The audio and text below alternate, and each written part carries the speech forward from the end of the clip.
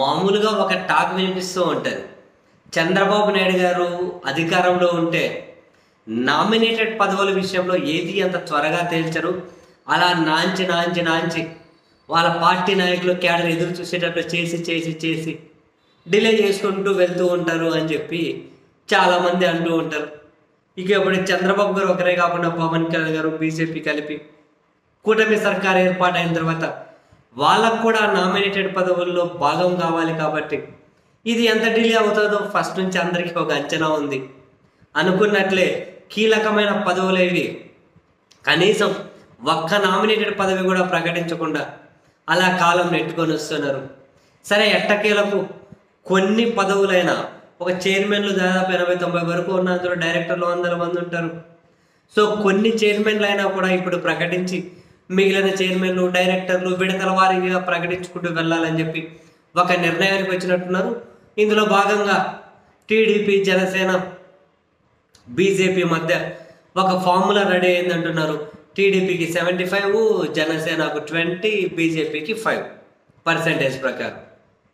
మరి ఇంకా ఆ పర్సెంటేజ్ ప్రకారం వెళ్తే ఆ పార్టీ వాళ్ళకు వచ్చిన పర్సెంటేజ్లో ఎవరికి పదవులు ఇప్పించాలనుకుంటే వాళ్ళకి ఇప్పించవచ్చు. ఈ క్రమంలో ఏ క్షణమైనా కూడా ఈ పదవుల ప్రకటన వస్తుందంటున్నారు. అన్నీ కాదు, కొన్ని. చంద్రబాబు గారు ఎప్పుడు అన్నీ ఇవ్వరు, నాంచుతూ వెళ్తుంటారు, వాళ్ళ పార్టీ వాళ్ళకు కూడా తెలుసు. సో కొన్ని, అందులో ప్రధానమైనవి అని చెప్పి కొన్ని పేర్లు అయితే వినిపిస్తున్నాయి. టీటీడీ అయితే చైర్మన్గా ఒక టీవీ ఛానల్ చైర్మన్ దాదాపు ఫిక్స్ అయిపోయారు. ఇంకా అందులో మార్పు చేర్పులు ఏమీ లేవు అని. ఆయన ఉన్నారు కదా, చక్కని ఆయన పేరు గుర్తుకు రాదు. అదే మొత్తం షర్టు ప్యాంట్ అన్ని ఇప్పేసి నిక్కర్తోటి ఆయన రామ్ గోపాల్ వర్మ రసగుల్లాలు అన్నారు, ఆయన ఏదో పేరు ఉంది. ఆయనకు పౌర సరఫరాల శాఖకు సంబంధించి చైర్మన్ ఇస్తారు అని చెప్పి, అండ్ ఎస్సీ కమిషన్ ఏమో పీతల సుజాత గారికి, ఎస్టీ కమిషన్ ఏమో మాజీ మంత్రి కిలారి శ్రావణ తనకి, ఈ విధంగా ఏపీఐఏసీ చైర్మన్ ఏమో ప్రొద్దుటూరుకు సంబంధించి ప్రవీణ్ రెడ్డి అని ఆ పేరు వినిపిస్తూ ఉంది.